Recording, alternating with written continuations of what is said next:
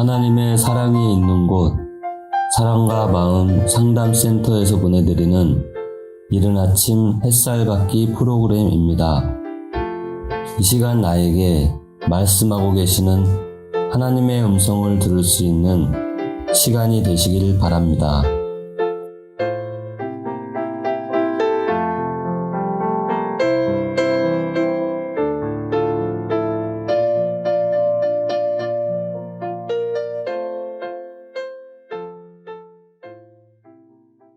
이른 아침 햇살 받기 시간입니다.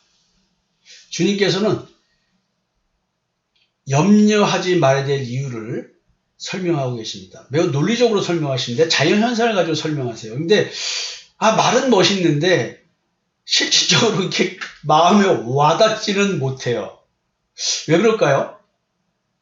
공중의 새가 어떻게 먹고 사는지 아냐? 쥐가 그냥 가서 먹이 있으면 먹으면 되지. 농사 짓고 저축하고 그런 거 아니지 않느냐. 그러면 네가 네 키를 한 치락도 잘하게 할 수 있어? 키 작다고 염려함으로 또 키 크다고 키 좀 줄여달라고 할 수 있어? 그냥 먹었더니 잘한 거지?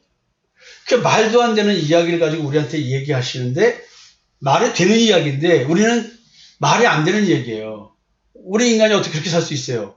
그러면 이 땅에서 삶을 어떤 식의 삶을 살아야 되나요? 그리고요, 이제 마태복음 6장 우리가 25절부터 살펴보고 있는데 27절까지 여러분들에게 말씀 나눴어요. 자, 28절부터 29절, 30절 말씀입니다. 또 너희가 어찌 의복을 위하여 염려하느냐? 들의 백합화가 어떻게 자라는가 생각해보라. 수고도 아니하고 길쌈도 아니하느니라. 그러나 내가 너에게 말하노니 솔로몬의 모든 영광으로도 입은 것이 이 꽃 하나만 갖지 못하느니라. 오늘 있다가 내일 아궁이에 던져지는 들풀도 하나님이 이렇게 입히시거든 하물며 너희 일까 보냐. 믿음이 작은 자들아. 지금 제자들에게 지금 얘기를 하고 계시잖아요.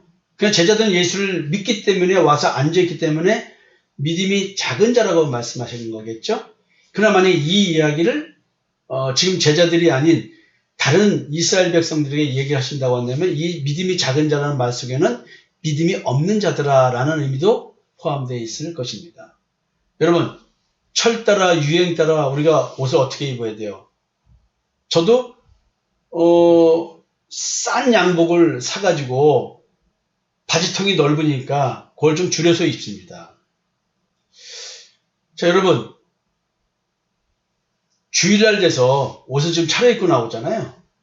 그러면 남자들보다는 여자 성도들이 철이 바뀌니까 옷이 맞는 게 없네. 옷이 입을 게 없네.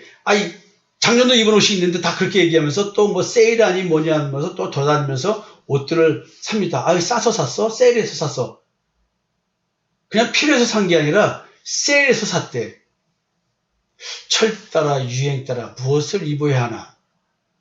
근데 여러분, 지금 하나님은 알아서 이렇게 입히신대요. 걱정 안 해도 입혀준대. 이게 무슨 말일까요? 사람들은 길가나 들판에 피어있는 백합화를 보고 아름답다며 다가가서 향내를 맡습니다. 꽃은 자신의 아름다움을 위하여 아무 할 일이 없습니다. 시들고 마른 꽃은 아궁이의 땔감밖에 되지 않는 하찮은 존재입니다. 근데 그 하찮은 존재로 전락하는 그런 길가에 시들어버린 마른 들풀, 꽃 이런 것들일지라도 하나님은 꽃으로 하여금 꽃다운 아름다움을 지니게 해주신다는 것입니다. 꽃의 아름다움은 부귀영화의 상징인 솔로몬 왕이 해입은 그 어떤 옷보다도 아름답고 영광스러워 보인다는 것입니다.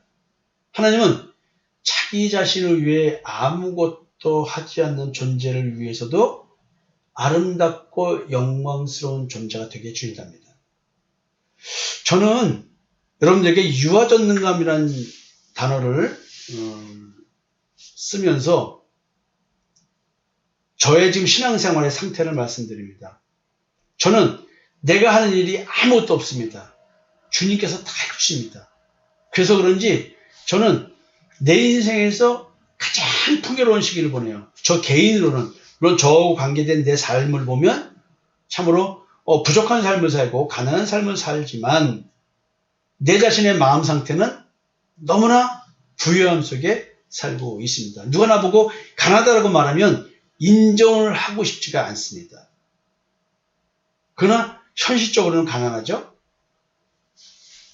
그렇지만 저는 너무나 여태까지 평생에 이런 풍요로움을 누려본 적이 없는 상태를 매일매일 누리고 있습니다.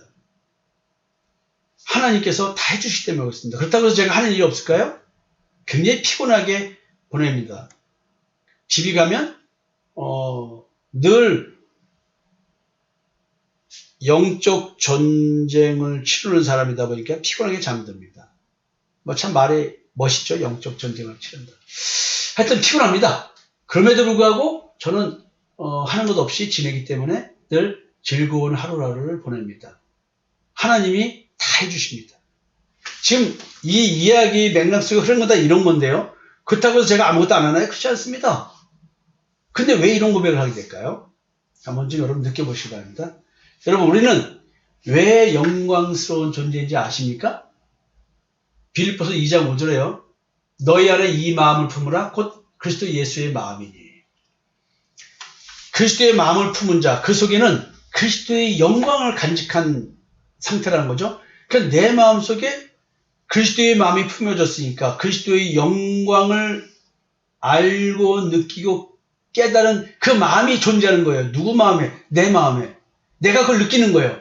내 마음속에 그리스도의 마음이 있으니까. 그리스도의 부활의 영광이 내 속에 있는 거예요.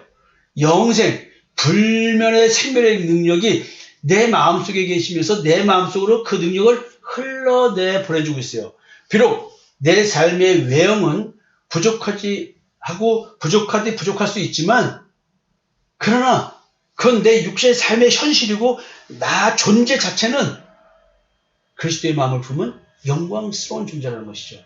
그럼 이게 느껴질 수 있어야 되는데요. 하나님의 자녀는 하나님의 자녀라는 존재 그 자체로 아름답고 영광스러운 존재라고 하는 내가 스스로 존재함으로써 오는 영광스러움. 여러분, 이런 말들이 찾것이 돼야 되는데요. 하나님은 하나님의 자녀라는 심벌을 지닌 존재가 그 존재로서의 가치를 지닐 수 있도록 해주십니다. 하나님의 자녀는 하나님께서 현실의 삶에서도 존재 가치에 맞는 삶으로 살게 해주신다는 것을 믿습니다. 그게 하나님의 자녀입니다. 그래서 이렇게 믿는 자가 하나님의 자녀인 거예요. 어떻게 믿는 거예요? 오늘도 하나님의 자녀로서 오늘 삶의 가치를 갖게 해주시는 삶. 이게 믿는 자의 자녀라는 거죠. 근데 지금 얘기해 보세요.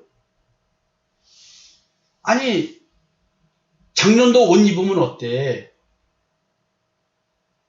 저처럼 싸구려 양복 사가지고 줄여 입었더니 비싼 양복처럼 보인다는 거, 멋있다고 하는 것. 진짜 충무로 영화배우 같이 옷을 잘 입는다고 어느 목사님 저한테 그런 얘기 하시는데, 아니 세상에 그 몇만 원짜리 사가지고 수선해 입은 옷 가지고 그렇게 평가받는데, 근데 제가 뭐 그렇게 뚱뚱해가지고 몸매가 나쁜 건 알잖아요. 당뇨 때문에 몸을 관리할 수밖에 없어.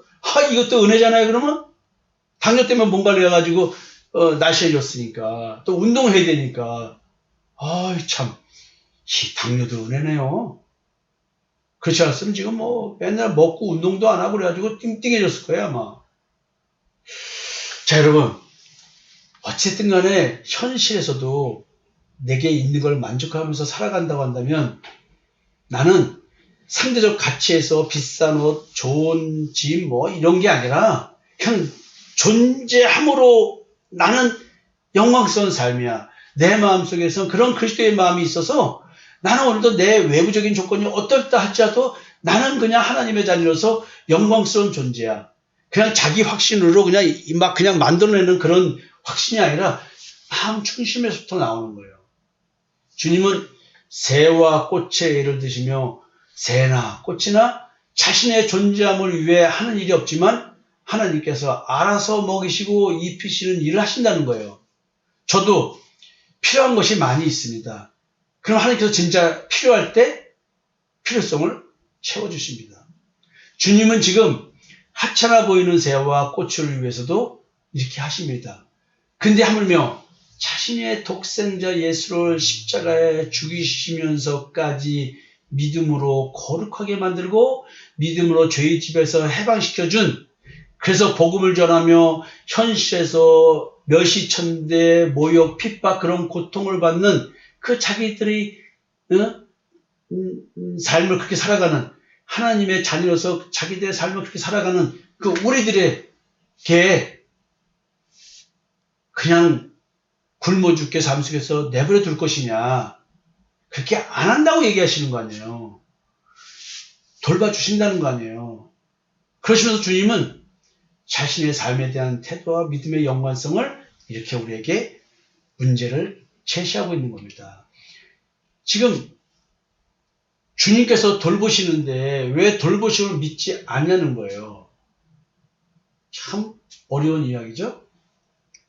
주님은 염려하는 마음과 염려의 출처인 삶의 사건, 사고와 다양한 환경에 대처하는 자기 자신을 보면 내가 어느 신을 믿고 어느 신의 지배를 받는지 알 수 있다고 말씀하고 계세요.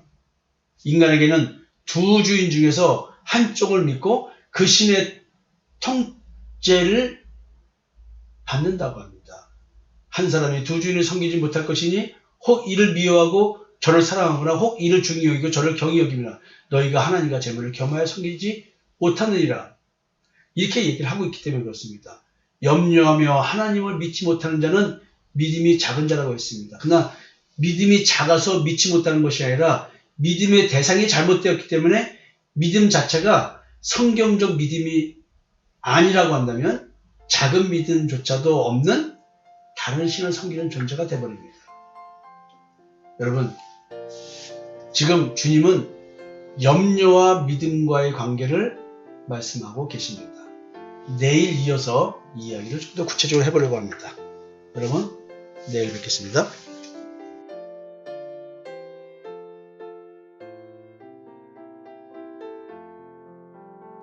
지금까지 사랑과 마음 상담센터에서 보내드리는 이른 아침 햇살 받기 프로그램이었습니다.